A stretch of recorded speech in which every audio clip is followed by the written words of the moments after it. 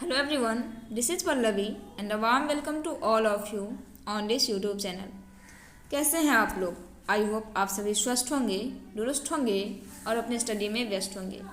आज के इस सेशन में हम सभी चर्चा करने वाले हैं वैसे स्टूडेंट्स जो कि क्लास 10th में हैं और 2025 के बोर्ड एग्ज़ाम में अपीयर होने वाले हैं। उन बच्चों के लिए आज का यह सेशन काफ़ी इम्पोर्टेंट होने वाला है, क्योंकि आज से जो यह सीरीज शुरू होने वाला है वह हिंदी, जो कि हम जानते हैं 100 मार्क्स के अंतर्गत क्वेश्चंस पूछे जाते हैं।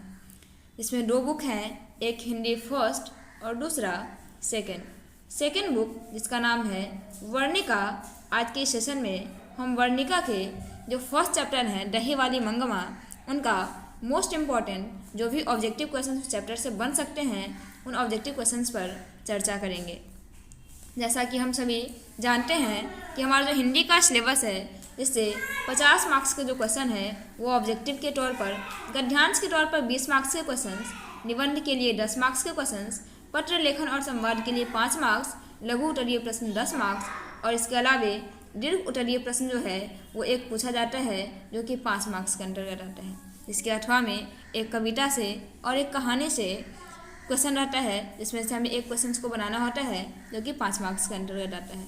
इस तरीके से यदि हम काउंट करें तो 50, 20, 70, 10, 80, 5, 85, 10, 95, 5, 100, मतलब 100 मार्क्स का जो क्वेश्चन है वह हमारे हिंदी के सिलेबस से पूछा जाता है, जो कि एग्जाम के पॉइंट ऑफ व्यू से काफ़ी इम्पोर्टेंट है। तो आज के सेशन में हम सभी बिना समय गवाए दही वाली मंगमा से जो भी क्वेश्चंस बन सकते हैं ऑब्जेक्टिव के तौर पर, उन क्वेश्चंस पर चर्चा करेंगे। हमारे चैप्टर का नाम है दही वाली मंगमा। दही वाली मंगमा चैप्टर के जो लेखक हैं उनका नाम है श्रीनिवास। क्या नाम है? श्रीनिवास। तो आप इसे याद रखेंगे, जो कि एक मोस्ट इम्पोर्टेंट ऑब्जेक्टिव क्वेश्चन है। दही वाली मंगमा के लेखक कौन है? तो श्रीनिवास है। कौन है? श्रीनिवास। अब श्रीनिवास का पूरा नाम क्या है? उनका जो पूरा नाम है वह है मास्टी वेंकटेश अयंगार। क्या नाम है? मास्टी वेंकटेश अयंगार। तो आप इसे याद रखेंगे।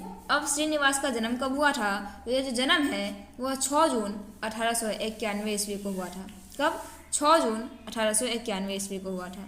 अब इनका जन्म हुआ कहाँ था? ये कोलार कर्नाटक में हुआ था। कहाँ हुआ था? कोलार कर्नाटक में। कर्नाटक में एक जगह है कोलार, जहाँ श्रीनिवास का जन्म हुआ था। फिर से हम इसको एक बार रिपीट करते हैं। चैप्टर का नाम है दही वाली मंगमा। इसके जो राइटर हैं उनका नाम है श्रीनिवास। श्रीनिवास का पूरा नाम है मास्टी वेंकटेश अयंगर और इनका जन्म 6 जून 1891 ईस्वी को कर्नाटक के कोलार में हुआ था। ओके, चलिए अब नेक्स्ट क्वेश्चन पर चर्चा करते हैं, जो कि इसी चैप्टर से रिलेटेड है। आगे क्वेश्चन है दही वाली मंगमा पाठ के अनुवादक कौन है? मतलब इसको लिखने वाले कौन है, अनुवाद करने वाले कौन है? लिखने वाले तो कौन है? मास्टी वेंकटेश अयंगर हैं, जो कि श्रीनिवास हैं, और इस पाठ के अनुवादक जो हैं वो BR नारायण है। कौन है? BR नारायण। ओके, आगे है मंगमा क्या बेचती थी? चैप्टर का ही नाम है दही वाली मंगमा। तो चैप्टर में से ही स्पष्ट होता है कि मंगमा जो है वो दही बेचने का काम करती थी। मंगमा का विवाद किससे था? उनकी बहू से था। किससे था? उनकी बहू से था। अब उनकी बहू का नाम क्या था? यहाँ मिस टाइप है। बहू का नाम क्या था? नजम्मा। अब मंगमा क्या बेचती थी? दही। किससे विवाद था? बहू से। अब बहू का नाम क्या था? तो नजम्मा। आप इस तरीके से इसको रिलेट करके याद कर सकते हैं। जैसा कि हम देखे हैं कि इनका जो जन्म है वह कर्नाटक में हुआ है, तो कर्नाटक की जो भाषा है वह कन्नड़ है। इसका अर्थ यह है कि दही वाली मंगमा जो कहानी है वह कहानी किस भाषा में है? तो कन्नड़ भाषा में। ओके, आप इसको याद रखेंगे। आगे है कि मंगमा मिठाई किसके लिए ले जाती थी? तो अपने पोते के लिए ले जाती थी।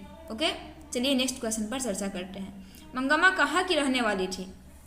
तो मंगमा का जो गांव था वह अबलूरू के पास की गांव में मंगमा रहती थी। दही वाली मंगमा शीर्षक पाठ में बहू ने सास से समझौता क्यों कर लिया? क्योंकि उसके पास मजबूरी था। मजबूरी में मंगमा ने नजम्मा से क्या कर लिया? समझौता कर लिया, जो कि उनकी बहू थी। नेक्स्ट, अमराई का कुआं कहाँ था? रास्ते में। अमराई का कुआं कहाँ था? रास्ते में पड़ता था। मंगमा दही बेचने कहाँ जाती थी? बेंगलोर। क्यों ये राक्षसी इस बच्चे को क्यों पीट रही है? ऐसा किसने कहा था? मंगमा ने। किससे कहा था? अपनी बहू नजम्मा से, क्योंकि उनके पोते को वो मार रही थी और पोते से मंगम्मा को काफ़ी ज़्यादा लगाव था, इसके लिए वो मिठाई ले जाती थी। नेक्स्ट क्वेश्चन है जो कि इस प्रकार है, नजम्मा मंगम्मा की कौन थी? नजम्मा मंगम्मा की कौन थी? बहू, जो कि अभी हम देखे हैं। रंगप्पा कौन था? एक जुआरी था। रंगप्पा एक जुआरी था। मंगम्मा अपना पैसा किसके पास जमा करती थी? माँ जी के पास। मंगम्मा का हाथ किसने पकड़ा? रंगप्पा ने। किसने पकड़ा?